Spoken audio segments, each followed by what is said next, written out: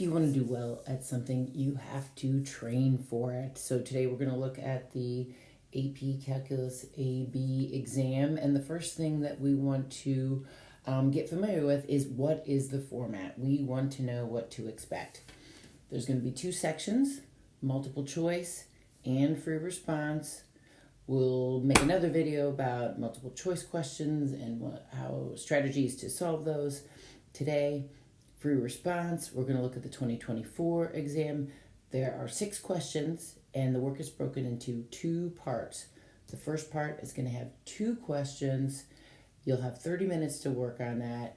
You'll be able to use your graphing calculator. You want to have that ready to go, use it as a strategic resource to be efficient. And on the second part, we'll have 4 questions, 60 minutes. This is good to know for pacing yourself, and no calculator. So you'll have to think about how you will be needing to do this by hand. So likely the numbers should work out so that you will be able to complete that.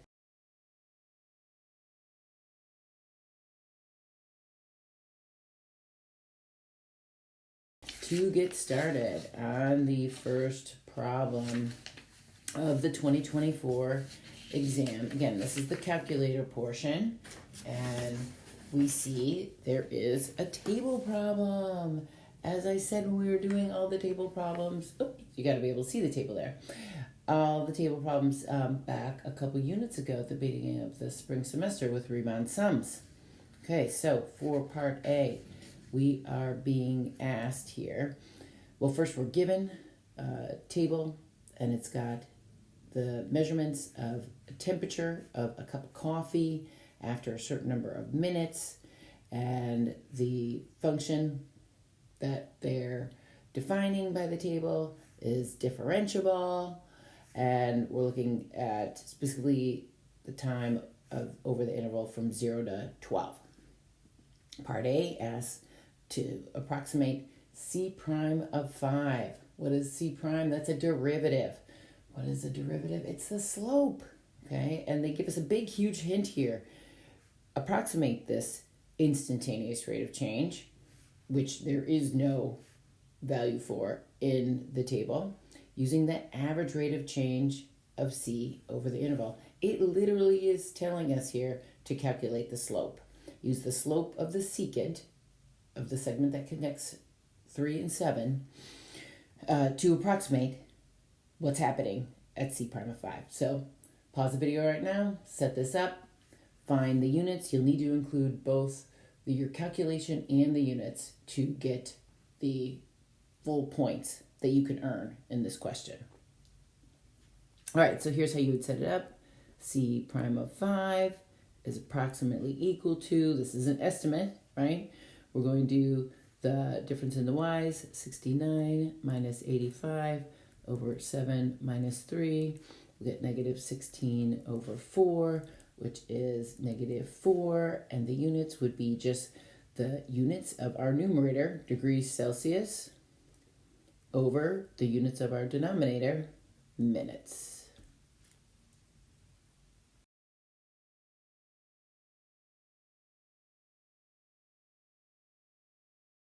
Part B of our table problem.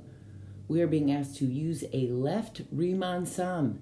We totally expect that we're going to be asked to do a Riemann sum when we have a table problem. It makes it very easy for us to calculate area of rectangles that we get using the output as the heights of the rectangles and the distance between our inputs as the width of those rectangles. So we are going to do a left Riemann sum with 3 subintervals here, which fits nicely with this table, to approximate an integral from 0 to 12 of our coffee function that measures the temperature.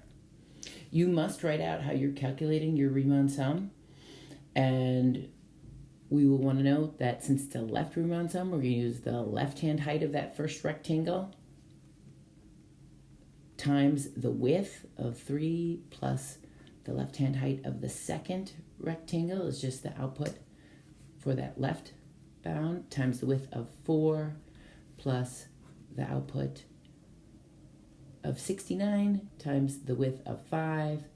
We sum that up on our calculator here really quickly.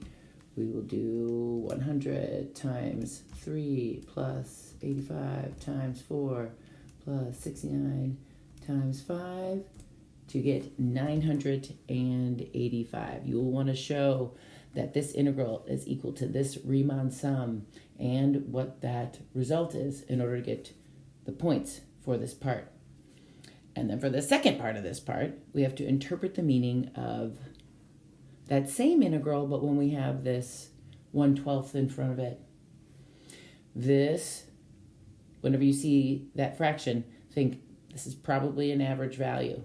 And yes, since our interval is from 12 to 0, this is in fact the calculus notation representation for the average value of our output function. So if we have to interpret the meaning of this integral in the context of the problem, we're going to write out that it is the average temperature of all of the coffee temperatures recorded. So we'll need to write out the integral, 1/12 times the integral from 12 to 0 of C of t dt. That is the equal to or is the average temperature, and that's going to be in degrees Celsius because our average value of a function is going to have the same units as all the other outputs of the function because it's just an average output. So this integral is the average temperature in degrees Celsius of the coffee from t equals 0 to 12.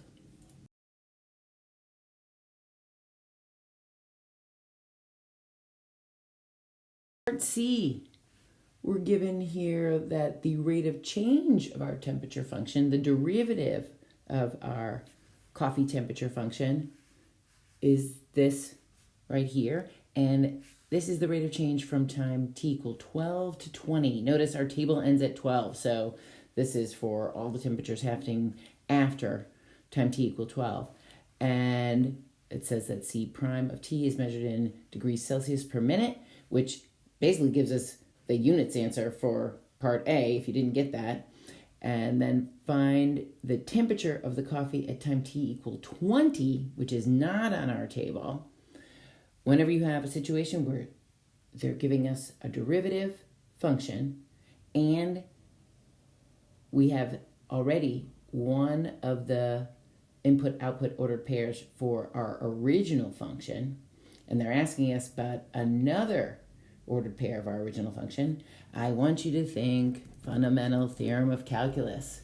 We can take what we have given here, that the integral of our C prime of t dt from the times that we are interested in here, from 12 to 20, we know by the fundamental theorem of calculus that that is just equal to C of 20 minus C of 12.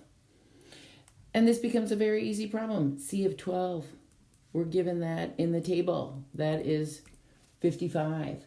This we can calculate easily on our calculator. We'll do that right now. And then all that's left is to do a little arithmetic and we'll get C of 20. So let's see what this integral is here. So we're going to go plug in math, and we will do integral 9. We're going to go from 12 up to 20 and then put in our little C prime function. We've got negative 24.55 e to the 0.01 divided by x, and we are differentiating with respect to x, and we get that this integral is equal to negative 14.671. We'll round to the thousandths place always. That is equal to C of 20 minus 55. We just add 55 to our answer, and we get that C of 20 is equal to 40.329. So we want to remember to answer the question here and give our units and say the temperature of the coffee at T equals 20 is 40.329 degrees Celsius. Please make sure that you state your answer in English, translate it to English, the calculus that we did, and include your units to get all your points.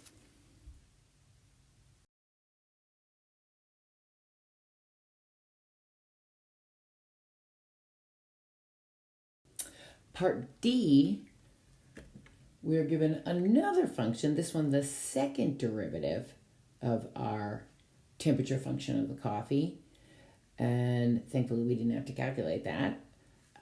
It's over the same time interval, and they ask us to determine whether the temperature of the coffee is changing at a decreasing rate or an increasing rate.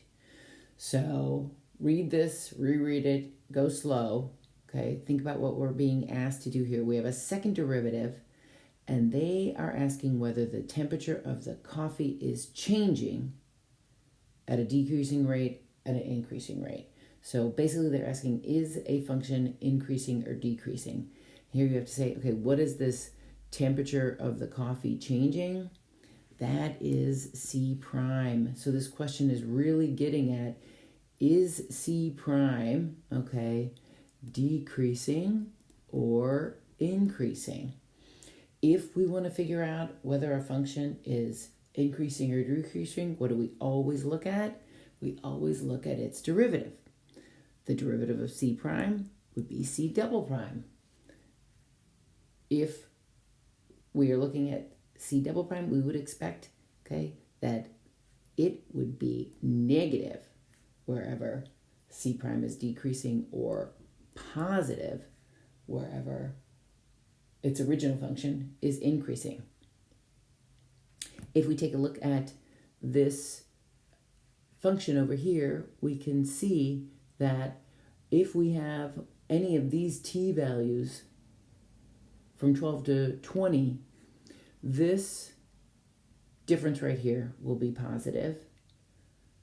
This product of all of these factors will always be positive. And of course, a square would always be positive. So for all t, okay, in the interval from 12 to 20, C prime of t will be changing at an increasing rate because we have to give justification. C double prime of t is greater than 0. So we just go back to what we did in the first semester to prove any function is increasing or decreasing. We look at the second derivative. Really what was tricky about this one was figuring out what function it is they're asking about. Is it increasing or decreasing? You have to interpret this temperature of the coffee changing, okay, rate of change. That is the derivative of our original function. All right.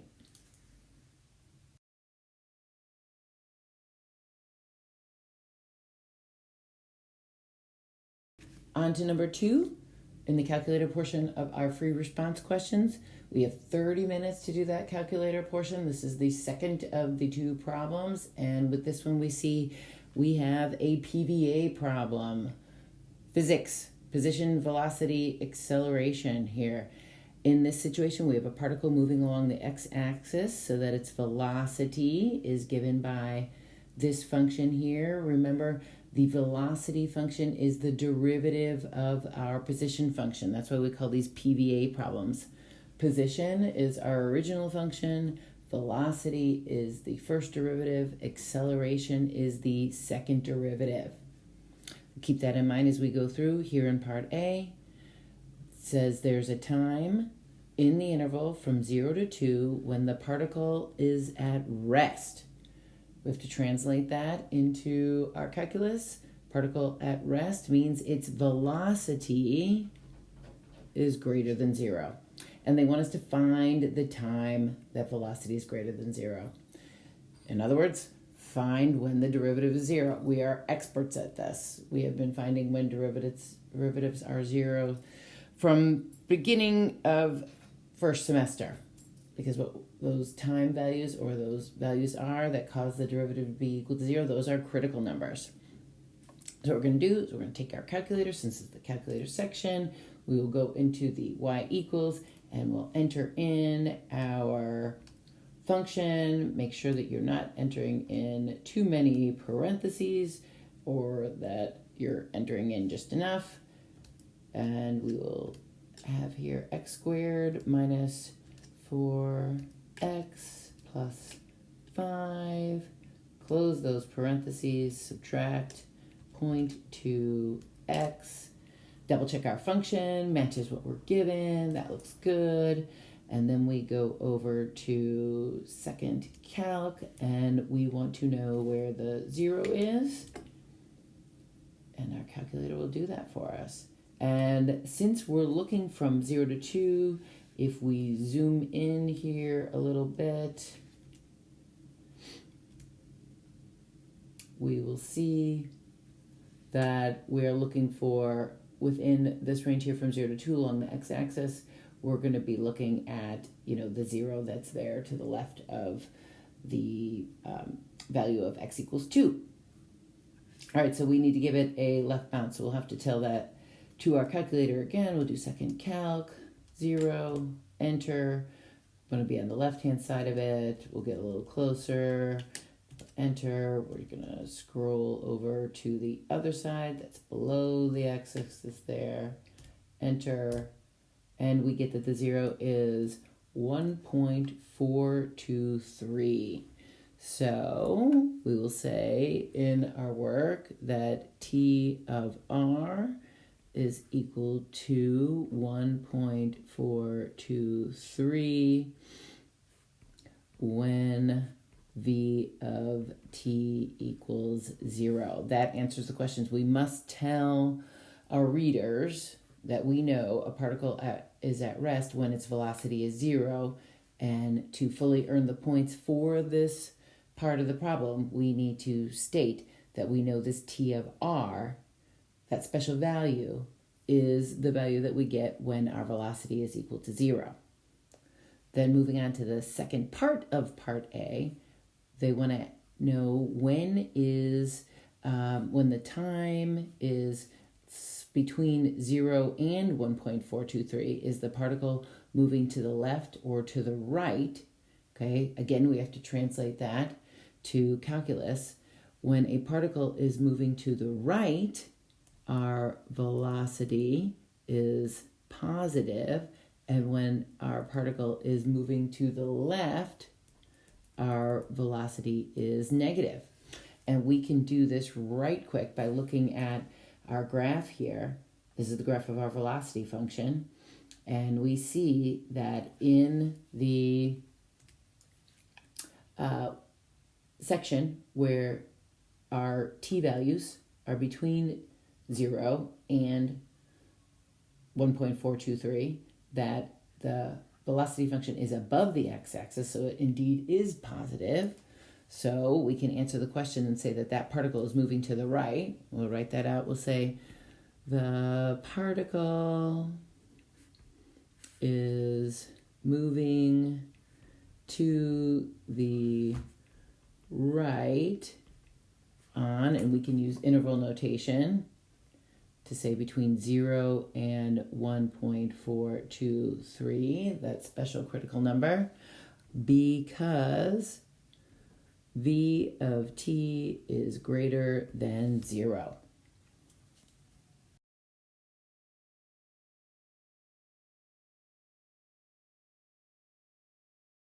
Part B, we are being asked to find the acceleration of the particle at a specific time. Here, t equals 1.5. We're going to need to show the setup of our calculations because this is a heavy calculator part. And then we are going to look at whether the speed of the particle is increasing or decreasing. Okay, so let's break this down. Acceleration of a particle at a particular time. Recall that acceleration is the derivative of our velocity function.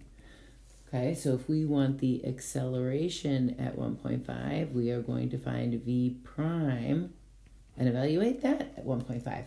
Lucky for us, we have in our y equals still the velocity function, so in order to get the derivative, we'll quit this, go over to our math menu. We'll see option number 8 is the derivative. We can tell them that the calculator we are differentiating with respect to x, and in order to retrieve our velocity function, we will go over to the variables menu and arrow over to the y variables. We're going to pick a function. We're going to use that function number 1 that we entered, which is our velocity function, and we'll arrow over to say we want to evaluate this at 1.5. Okay, and that then is equal to, we got a whole bunch of 9s there, and since we went around to the thousands place, I will call this negative 1.000, or you can truncate and you could put negative 0.999, and that would be answering what is the acceleration of the particle at time t equals 1.5. Now on to, is the speed of the particle increasing or decreasing? Think about how do we determine that? We have to look at both the velocity and the acceleration at that time, and if the signs of those match, if both velocity and acceleration have the same sign at a particular time, then that speed is increasing. If they do not match, then the speed is decreasing. So right now we have the acceleration is a negative number. If the velocity is also negative, then the speed will be increasing. If the velocity is positive, and so it's the opposite sign, then we would have that the speed is decreasing. So we already have velocity entered. We're going to go into, we have that entered into our y1 there. So if we want to have a value calculated in that function, we'll just go to second calc, and we want to know a value. That's option 1, and we want to know what the velocity is when the time, the input is 1.5. We enter that in, and we get that velocity at 1.5 is equal to also a negative number, negative 0.077, we'll say. Okay, so the speed is going to be increasing. Now we just have to explain our reasoning. We will say at time t equals 1.5, the particle, or we'll say the particle's speed is increasing because both a of 1.5 is greater than 0 and, oops, less than 0. My cat is trying to get out and distracting me here with the doorway. Both the acceleration at 1.5 is less than 0 and the velocity at 1.5 is less than 0. Okay, so we answered the question, we explained our reasoning. Make sure that you show these values in order to earn the points.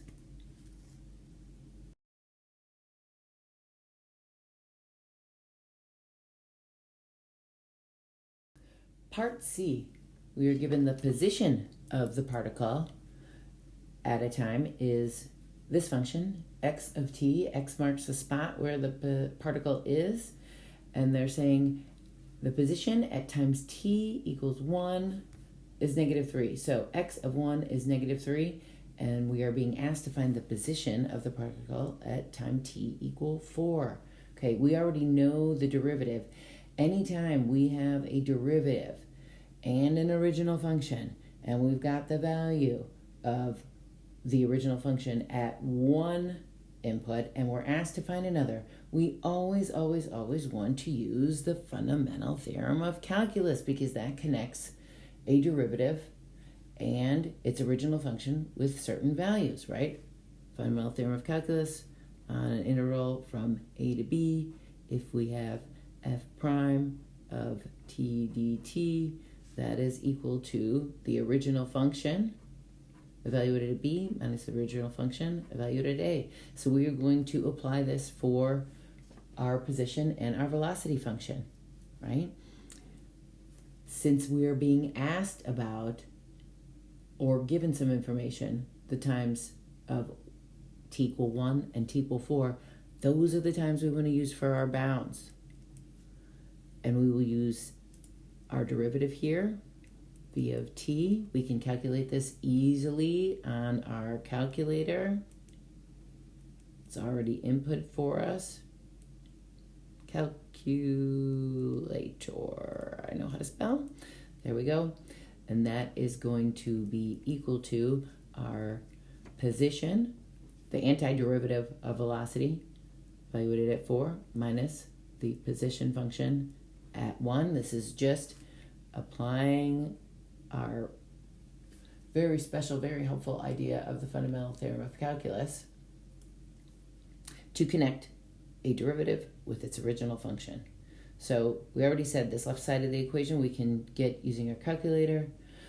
We are being asked to find what the position is at time t equal 4. So this is what we're going to find. And the position here at t equals 1, we are already given that that is -3. So let's find out what our velocity is from 1 to 4, or the integral of it. We'll go over to math, option, let's see, 9 there. I'm gonna go from 1 up to 4. We wanna use, again, we're gonna go to variables, y variables. We have our function saved as 1. We're differentiating with respect to x, and we get that that value is 0.197. We have a nice little algebra equation then here. That's equal to the position at time t equal 4 minus -3. So that becomes +3. We're going to subtract 3 from both sides. And we will take that value that we already have in our calculator here, -3. And we get that the position is equal to -2.803.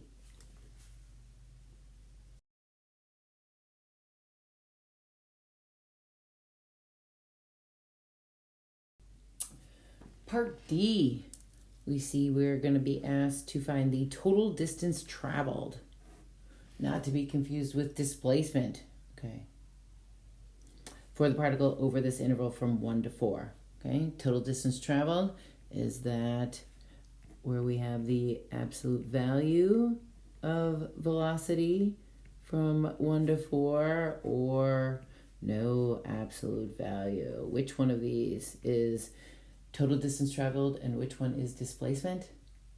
Give it a think.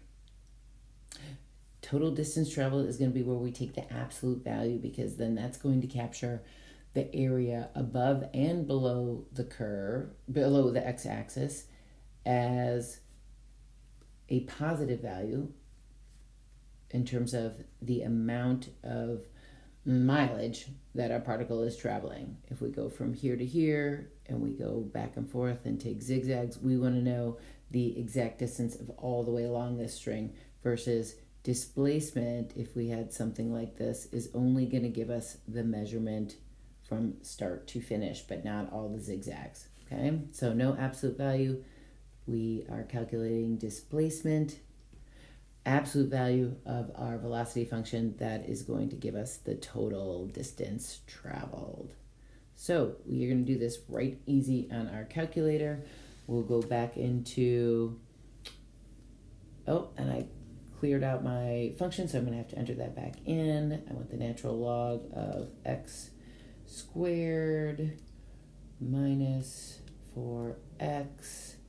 You will remember not to delete your function before you're finally done with it. So I'm going to now quit that, and I want to go into math, and we want to do an integral, so that is option 9. And we are going to calculate this since they want the total distance traveled from 1 to 4. That will be our upper and lower bounds. And then once we get into the integrand portion, that's where we're going to go over into math. And if we arrow over to number, you'll see option 1 is the absolute value. Now we have to put in our velocity function, which is back over in our y equals. So we'll go to variables, arrow over to y variables, say we want to pick a function, we want to pick y1, and then finally arrow over to tell the calculator that we are going to be differentiating with respect to our x variable. It will calculate this for us, and we will see that the total distance traveled is 0.958, and so we will want to label that total distance traveled is equal to our integral from 4 to 1. You'll want to make sure that you write this down with the absolute value in order to earn the points for this portion. And then that is going to be equal to 0.958. So do make sure that you include this information. To earn points, you have to write it if you want to earn it. And that's the end of problem number 2 and the last part of our calculator portion of the exam.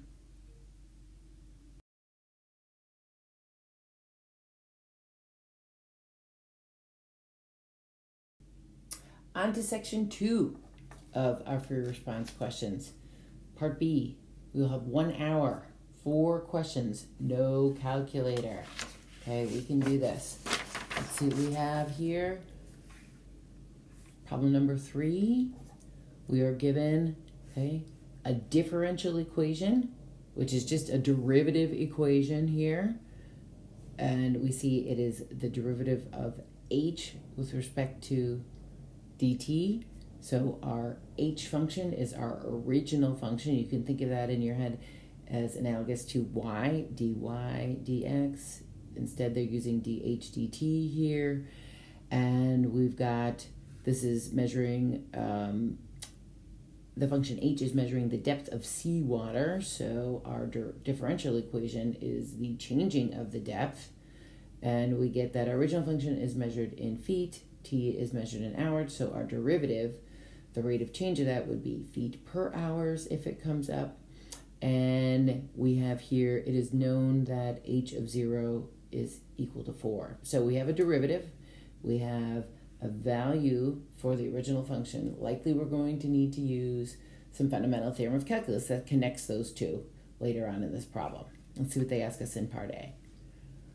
A portion of the slope field for the differential equation is provided here below. So we see all these little slopes that gives the instantaneous slopes at all of the various coordinates here.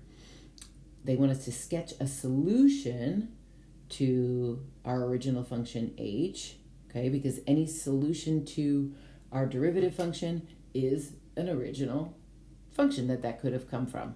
What changes with that is the constant.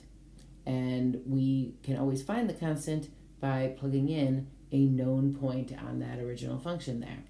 So they have it even marked off here on the graph. So in order to sketch it, all we're going to do is pretend that this is like a flowing river here, and all of the little slopes are like rocks that will be directing a leaf. If we were to drop it at that point here, how it would float along water flowing through this field of rocks, or what we have here is a field of slopes.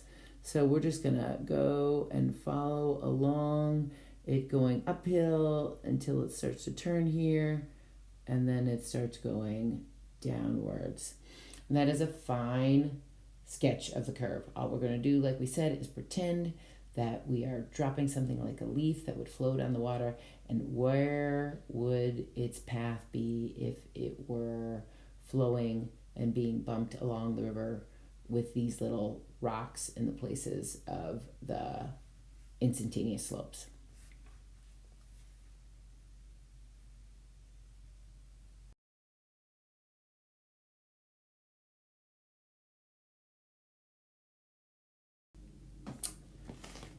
Now part B, we have from the time interval from 0 to 5, we get our original function is greater than 1. Okay, fun fact, probably going to use it later. Moving on, we have find the value of t over that interval, which our original function has a critical point. When do original functions have critical points? That's when the derivatives are equal to 0. So we're going to be looking for when dh dt equals 0. And in addition, they want us to know whether the critical point that we find is a relative min, max, or neither. And we have to justify our answer. So let's go back. We're going to write out what our derivative function is here. dh dt is equal to 1/2 of h minus 1.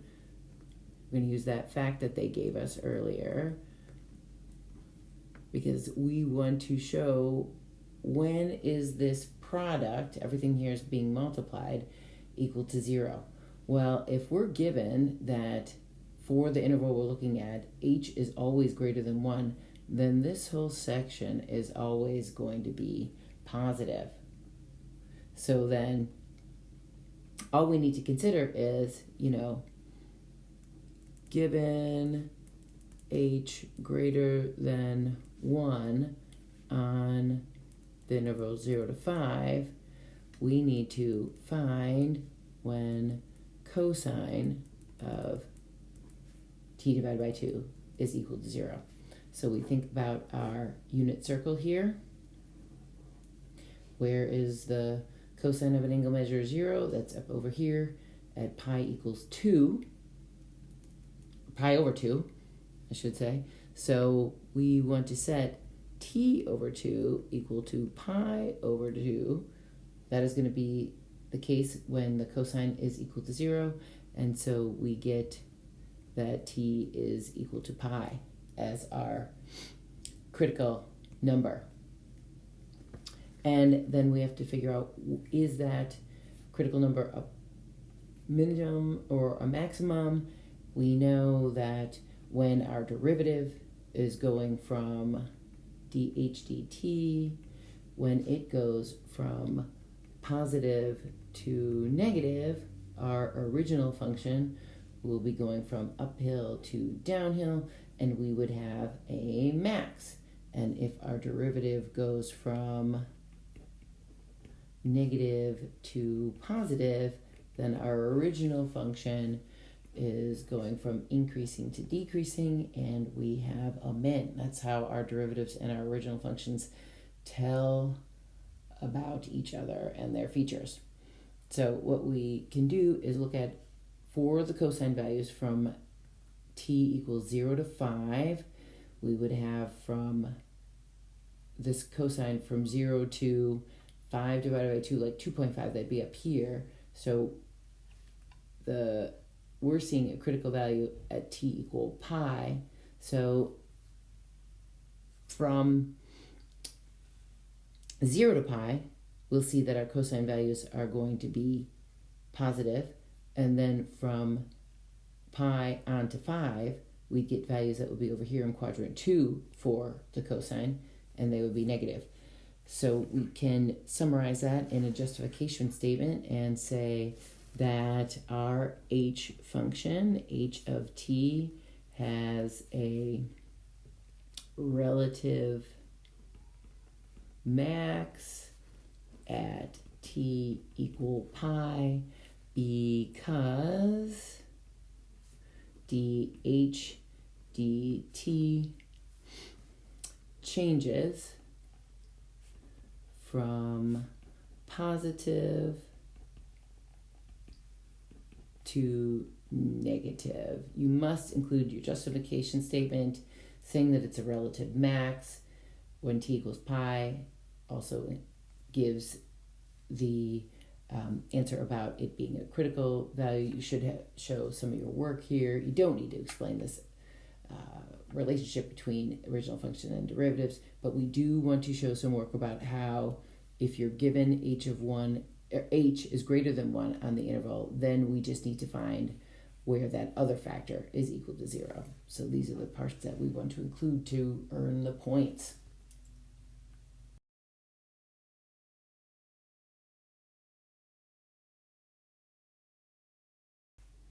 On to part C.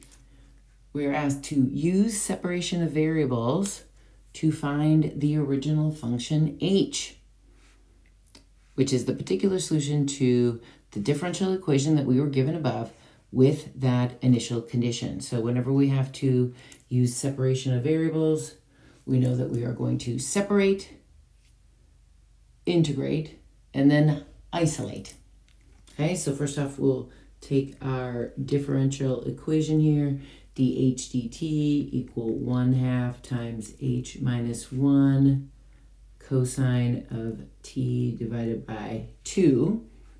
And we're going to keep as much as we can over here on the right-hand side with our input variable t, and we're going to get our output variable h, any of that stuff, over to the left-hand side.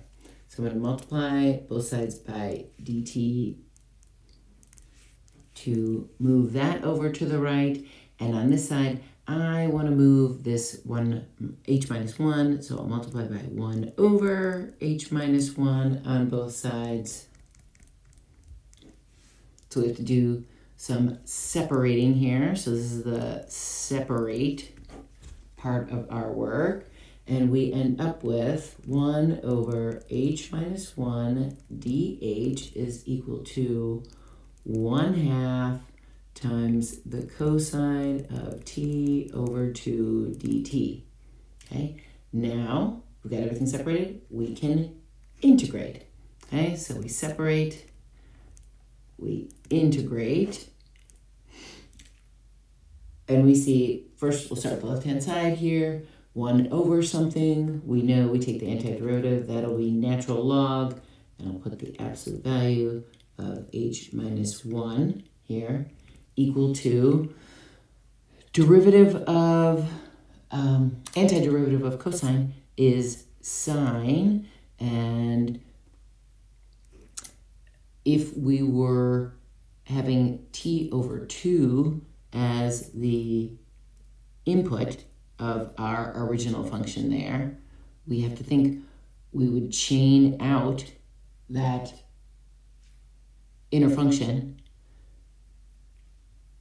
which would mean we would multiply by 1/2, and so everything there is accounted for. Derivative of sine of t over 2 is in fact cosine of t over 2 times 1/2. So now we just add in our plus c. We always want to do that immediately, and we'll just do it one time on the right side. We don't need to do it on both sides because in the end we're only going to find 1c.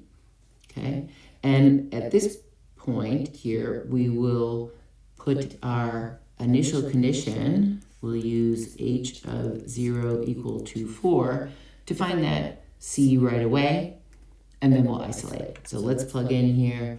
We're going to get that natural log of, and since I'm putting in 4 minus 1, I know that's a positive value, can drop the absolute, just keep that in parentheses, and then we'll have here the sine of 0 divided by 2 plus c. Sine of 0, if we think about our unit circle, the sine of the 0 angle is just 0, so this goes away, so we get that ln of 3 is equal to c. So we'll rewrite our equation, and we'll have ln. And since we were told earlier that h is always greater than 1, we can also drop the absolute values and just have parens here. ln of h minus 1 is equal to the sine of t over 2 plus ln 3. And now we'll do the last step. We will isolate our output variable. And since we have logs on both sides, we will exponentiate both sides of the equation. Just make this be the exponent on our e. We know that taking e raising to an ln power, those cancel each other out. So our left side of our equation becomes h minus 1. And then we get here on the right side, whenever you have variable, something with the same base multiplied, we add the exponents. So this is really e to the sine of t over 2 times e to the ln 3. And because e and ln cancel each other out, we can add 1 to both sides, and we would get that h of t is equal to, this particular solution is e to the sine of t over 2, and that became a 3. That's our coefficient out in front, and we have that plus 1 at the end there where we're isolating the h. Get that over to the right hand side, and that is our particular solution.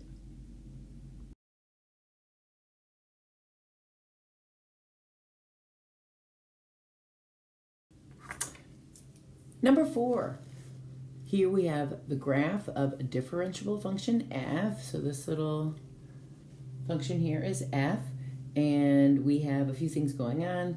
There is a horizontal tangent at x equals -2, so if we need it later, we can know that, and that our function f is linear here as our inputs go from 0 to 7. R is a region in the second quadrant bounded by the axes, the x-axis, the y-axis, vertical line at x equals -6, and they give us that area of the region R is 12, as I have marked here. And in part A, we're asked to find some values of a given function, and this function is one of our accumulation functions where the upper bound is the input variable. So this is like measures the area so far. If we want the area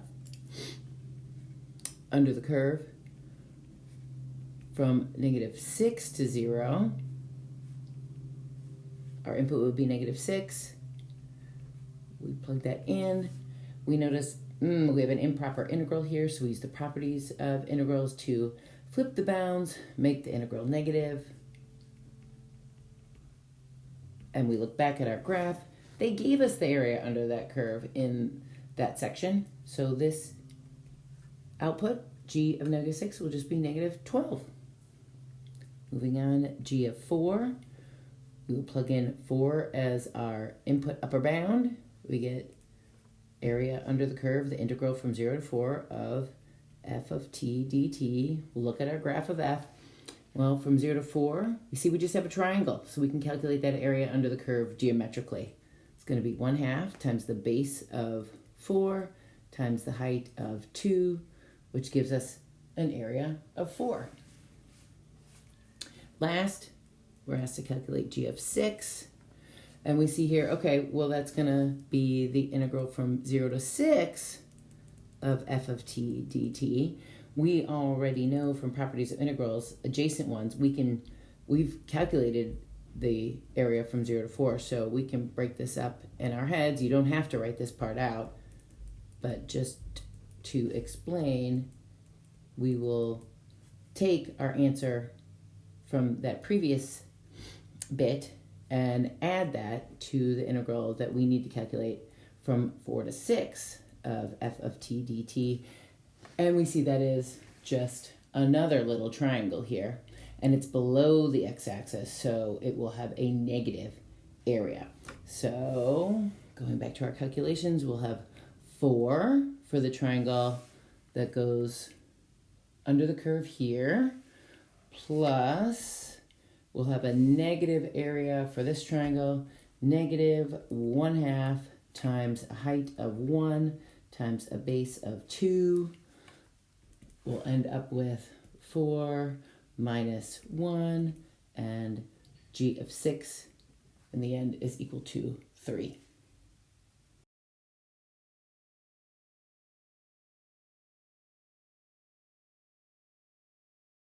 Part B, we have for the function g, defined earlier here, our accumulation function, find all the values on this interval where the graph of g has a critical point. Important to note, we are not given the graph of g, we are given the graph of f. And as g is defined here, make note that f is the derivative of g.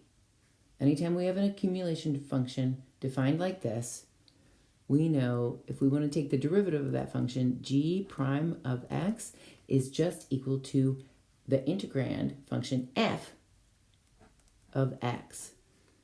So if we want to find where that is equal to 0 to get a critical point, we can look at our graph here and see our f function is going to be equal to 0 when x equals 4. So now we just have to give a reason for our answer and say that that is the critical point. Notice we do not want to use that information in the given where they were talking about a horizontal tangent being at x equals -2. That is information not useful to us because this function here, graphed, is not g, so it is not having a critical point at x equals -2. It is only having a critical point here at x equals 4 because f is our derivative. So we need to write out that g of x has a critical point at x equals 4 because g prime of x, which is equal to f of x, is equal to 0 at x equals 4.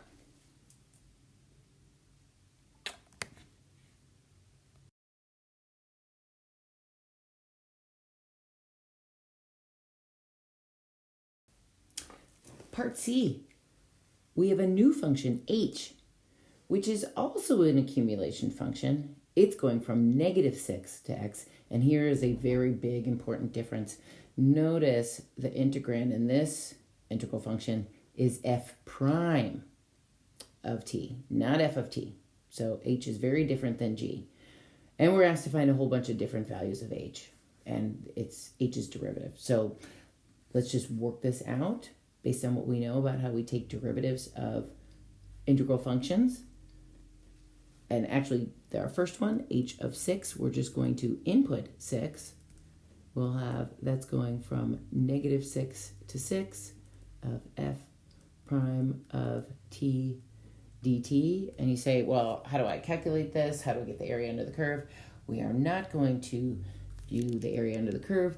We are going to instead use fundamental theorem of calculus, because to evaluate this, we would just plug in the upper bound into the antiderivative, which would be f of 6 minus f of -6, and we can just get these output values from our graph here. F of 6 is -1, f of -6, they give us in this ordered pair here, is 0.5, so in total, h of 6 will be -1.5. Moving on, h prime of 6, what happens when we take the derivative and then input 6? That's just going to be equal to f prime of 6, right? Because the derivative of our accumulation function, h, is just the integrand there. So h prime of 6 is equal to f prime of 6, and this is just the slope at x equals 6 on our graph. And since they told us that this was a linear portion of our graph, we could see that the slope is going to be equal to negative 1/2. So h prime of 6 is equal to negative 1/2. And then last, we have h double prime of 6, which would be f double prime of 6. And second derivative always tells us about concavity. And if we look at our graph and we think back about the given, this section here is linear. Linear portions of graphs have no concavity, so this is equal to 0.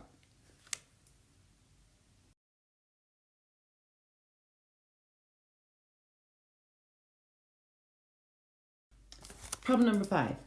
We have a curve with this equation, and we're given dy dx. This is the derivative of this function. We would have used implicit differentiation in order to get this derivative. Thankfully, they already calculated it for us. Let's see how we're going to use it. In part A, we're given that a point on the curve near a given ordered pair has an x-coordinate of 3.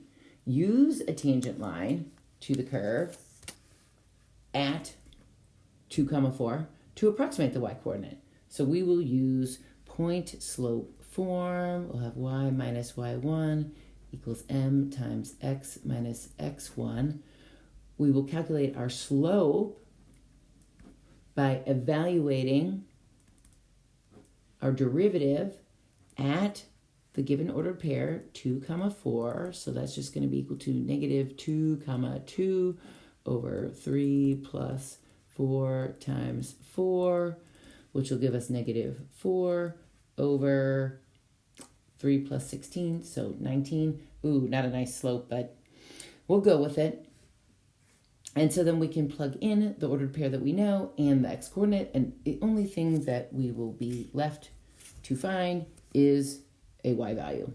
So we'll have y minus our y-coordinate of 4 is equal to negative 4/19 times our x-coordinate of the ordered pair that we want to find the y-coordinate for.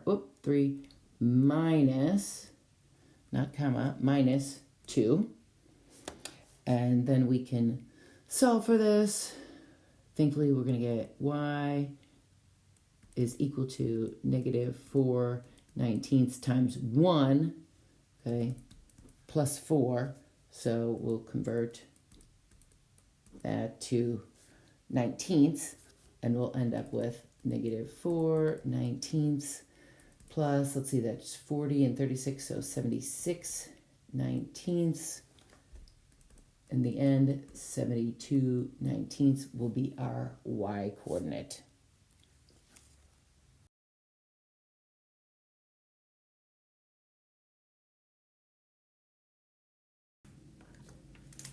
Part B, is the horizontal line y equals 1 tangent to our curve?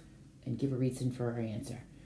Well, at any horizontal tangent, the instantaneous slope is going to be 0. So let's see when our slope that's given is equal to 0. dy dx equals negative 2x over 3 plus 4y. Any fraction is going to be 0 when the numerator is 0. So this tells us that this is equal to 0 only when x is equal to 0. And if we're checking if the horizontal line at y equals 1 is tangent to our curve, then that would mean that 0, 1 had to be the point of tangency. So we can check that. We'll plug into our curve. We'll have 0 squared plus 3 times 1 plus 2 times 1 squared. That's going to be equal to 5. That is not equal to 48. So our point, 0, 1, is not on the curve. Therefore, we can answer the question, y equals 1 is not tangent to the curve. Please make sure that you answer the question so you get the full credit for that. Question is the answer. You got this.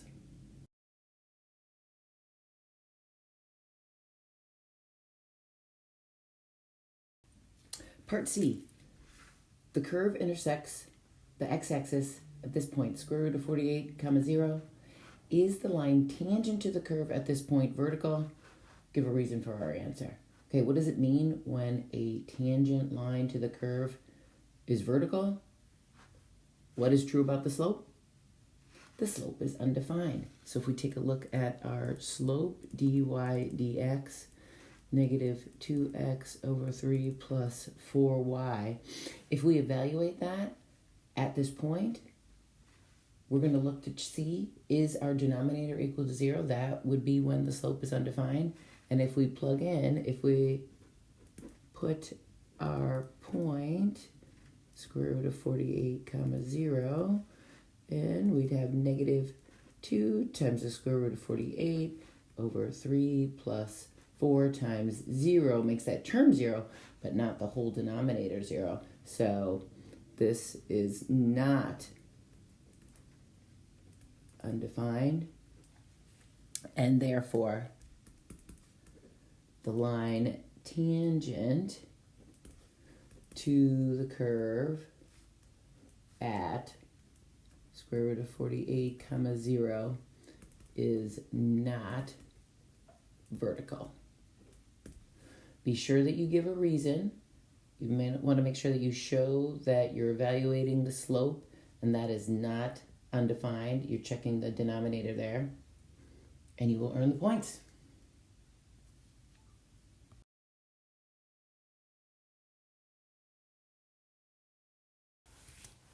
Part D. A particle is moving along another curve defined by an equation given here. This is a new equation, different than the one that we had earlier in the problem. And notice the looks of this equation. If we had to differentiate it because of the way the x's and the y's are intertwined, we must use implicit differentiation. Let's see what else we have to work with. At the instant the particle is at point 4, 2, the y-coordinate of the particle's position is decreasing at a rate of 2 units per second. Okay, so they're talking about time, talking about rates, and we're being asked at the instant the particle is at that point, what is the rate of change of the x-coordinate of the particle's position with respect to time? Translating that into calculus, what are they asking for? dx dt, the rate of change of x with respect to time. This is what we have to find. That previous sentence, the y-coordinate of the particle's position is decreasing at a rate of 2 units per second. That is the rate of change of y with respect to time, and that is negative 2, since it's decreasing. Since we know our dy dt, and we're being asked to find our dx dt, this is a related rates problem. We'll take this given curve and we'll implicitly differentiate. We'll use the rate that we're given, the point that we're given, and we should have everything that we need to then have just our little unknown rate left to calculate. So we'll write down our equation, y cubed plus 2xy, and that's the tricky part of this problem right here, is when we implicitly differentiate, we will need to do product rule to differentiate this term, because 2x counts as one function, y counts as a second. So we must remember to do product rule when we get to that point. Differentiating our first term, we'll have 3y squared dy dt. Anytime we differentiate a variable, we're going to have that derivative with respect to time, right? Plus, we'll keep the first function the same in doing the product rule for the first portion, and then we'll differentiate the second function, dy dt, plus second part of the product rule is to differentiate the first function, dx dt, times, we'll keep the second one the same. Equals carries down, derivative of a constant is just always 0. Now we'll plug in. We're going to use the point 4, 2, and our given rate. So we'll have 3 times 2 squared times -2 plus 2 times 4 times -2 again plus 2 times the rate we don't know times 2 again for our y equal to 0. Hooray! Our only unknown is that little rate that we need to find. Clean this up. We'll get 3 times 4 is 12 times -2 is -24 plus -16 plus 4 dx dt equals 0.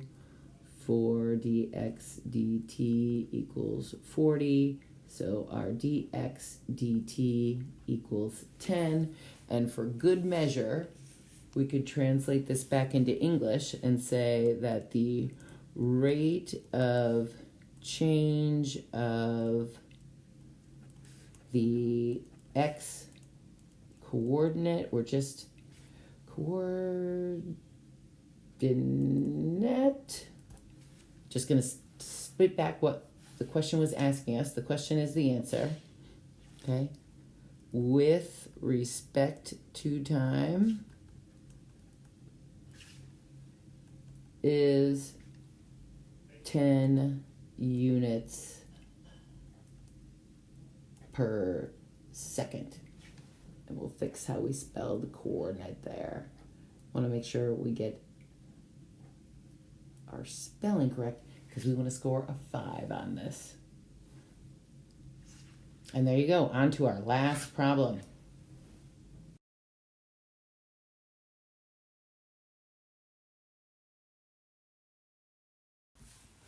All right, last problem. Hooray! We see some regions shaded on our XY graph. Likely with those, we're going to need to get the area of those shaded regions or some sort of volume when we rotate them or have different cross sections lying on them as a base. So let's see what we're going to be asked to do. Our functions that make these spaces here are f and g. F is this curve. We've got x squared plus 2, and then g, another parabola here, x squared minus 2x. So the region R is bounded by the graphs as f and g from 0 to 2. We see that's where their left and right bounds are. Write but do not evaluate. Oh, that's easy. An integral expression that gives the area of the region R. Okay, so we will label our work, and we're going to say area is equal to, we always calculate the area between two curves by the integral of top minus bottom or right minus left. In this case, we have a clear top function, bottom function.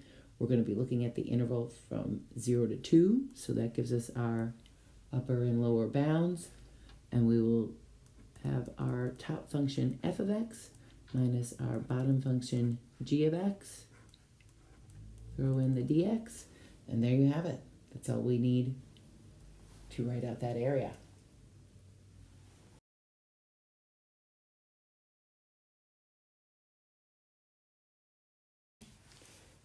Part B, we have a region S bounded by the graph of G and the x-axis from 2 to 5 along the x-axis there. And this region is the base of a solid. And for this solid, at each x, the cross-section perpendicular to the x-axis is a rectangle with height equal to half of its base. So we're going to use that information to draw our cross-sectional shape because we need to get the area of the cross-section in order to sum that up in the integral to get the volume. because they want us to find the volume of the solid that creates. We're going to show the work that leads to our answer. So if we do a quick little sketch about just what S looks like, this is our S region here. We're looking at rectangles that sit perpendicular to the x-axis. This tells us that this is going to be a dx problem.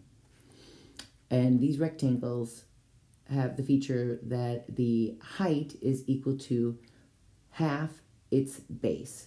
So if we were going to draw these little rectangles, they'd be kind of short, not raising up too high. So if I pulled one out and I spun it a little bit so that we can look at it this way, the darkened side is the one that sits over there on that region S. This measurement is what sits on the base S, and this measurement we can get by taking the difference between our top function, which is our g of x function, and our bottom function, which is just the x-axis. So this bottom base is just g of x minus 0, or we can just write g of x. That's our base. The height in our given, we have the comment that the height is equal to half of its base. So our height is 1/2 of g of x. And the area for a rectangle is just base times height. By substituting in, we'll get g of x times 1/2 g of x. Cleans up to 1/2 g of x all squared. And in order to find the volume of the solid that creates, we're going to build an integral that goes from 2 to 5, because that is the bounds that we have for our S region. So little rectangles are going to fill up all throughout that X region at all the different X values.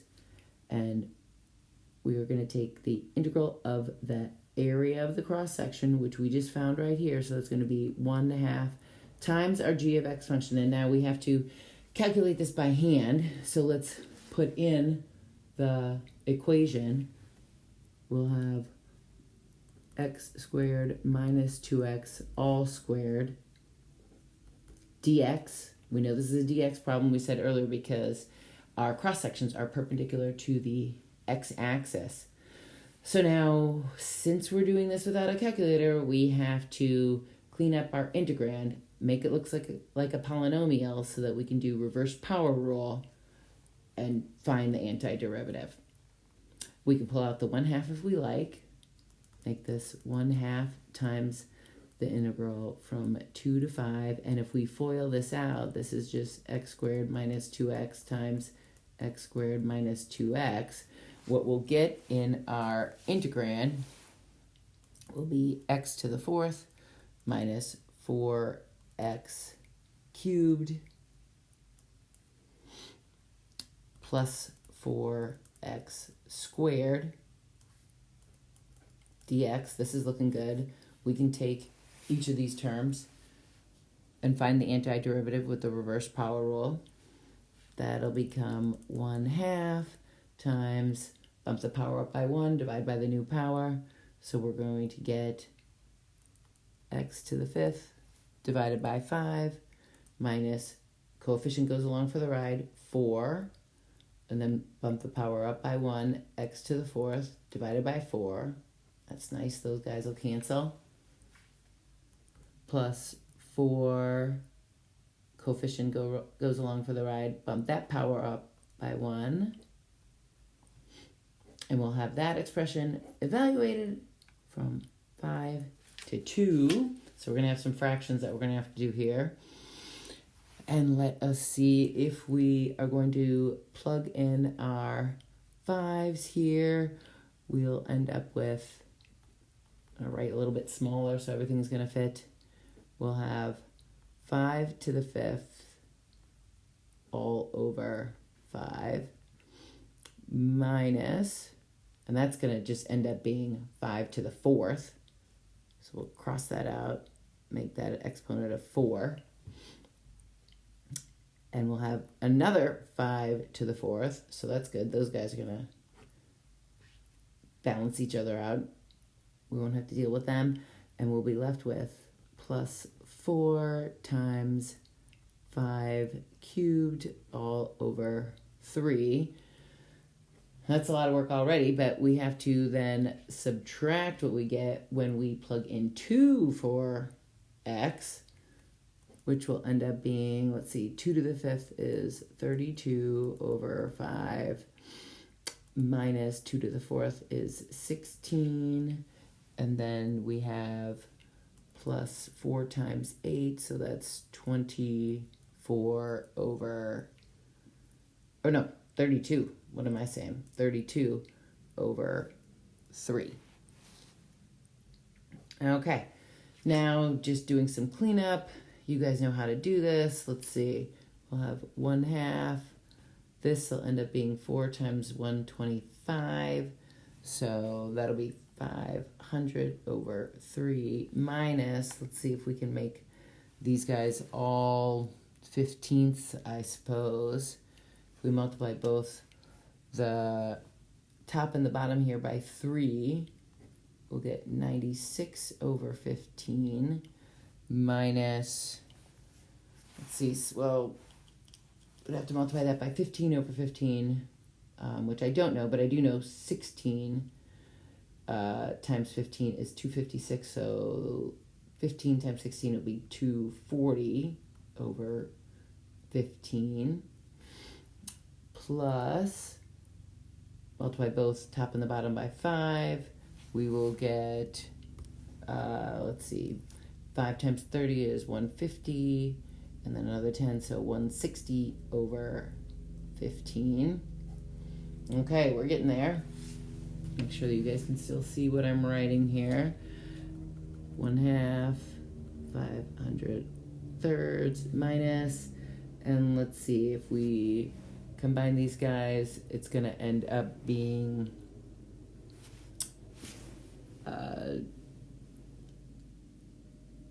that is 256 minus 240 over 15, so we'll get minus a negative 16/15. Got to make this first fraction 15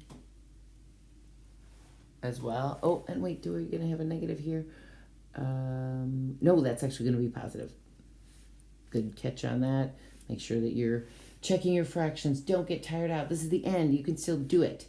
So let's multiply both the top and the bottom here by same over same.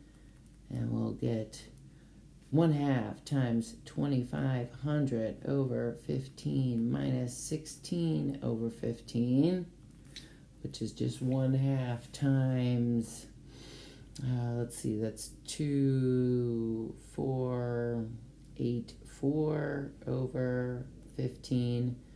Our 2 reduces that.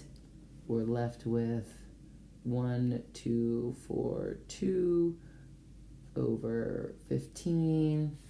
See, that might reduce further. We know 3 goes into 15. It definitely isn't divisible by 5, but let's see if we add these up, our digits. We get 3 and 4, 7 and 2 is 9. So this should be divisible by 3. And if we check, let's see, that is going to end up being 414 over 5 for our final answer as the volume. Whew! All right.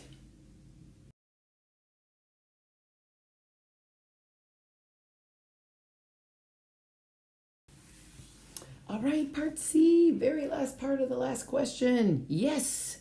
Okay, hopefully it's a quickie compared to that part B.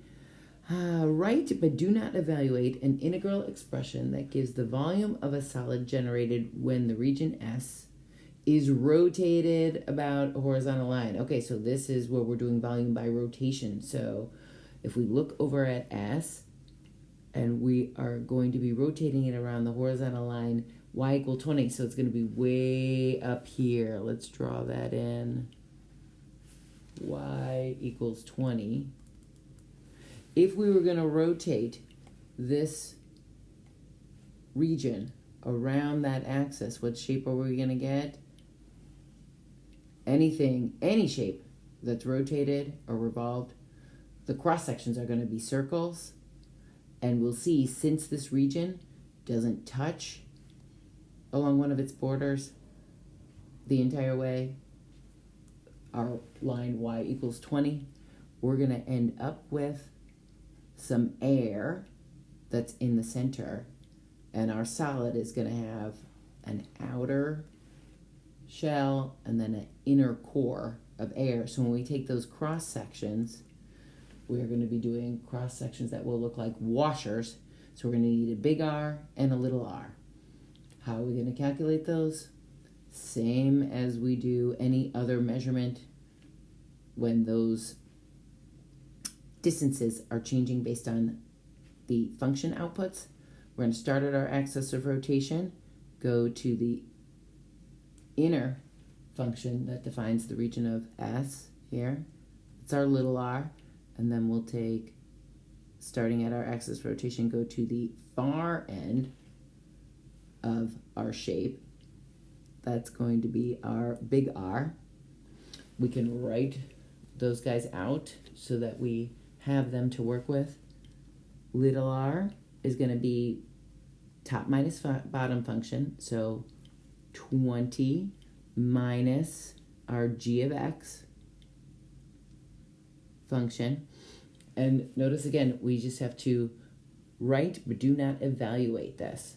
So it's okay that we just use g of x. We don't have to write out its algebraic expression.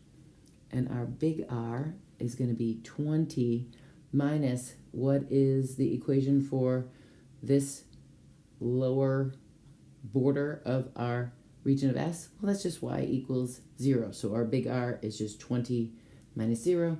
So it's just 20. To build the integral that's going to calculate that volume, we'll say that the volume, or V, is equal to, we'll have an integral. We can put the pi on the outside because we're going to get the area of our outer circle. Pi r squared was big R, and we're going to subtract pi r squared with a little r in order to remove the part that is just filled with the air. It's a lot like when you were in geometry and you had to find the area of a picture frame. We would find the area of the outer edge, what area that would enclose, and subtract the area on the inner edge to get the space in between. We're doing the same thing here, only with volume. So we're going to have pi big R squared minus little r squared, and we're rotating around a horizontal line, so this is a dx problem. We're going to go from the bounds of 2 to 5, and we'll just replace what we had here with the values for this equation for the functions. That is going to be equal to pi times 2 to 5, and our big R is just 20 squared minus our little r is 20 minus g of x all squared, and we'll put parens around the integrand, dx. There you have it. You did it. All right, keep practicing. It's the best thing you can do to prepare. Train hard so the competition is easy.